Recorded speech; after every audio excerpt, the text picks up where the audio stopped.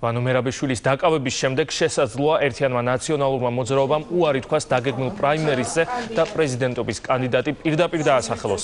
ამის შესახებ საპარლამენტო უმცირესობის წევრმა გიგი წერეთელმა განაცხადა.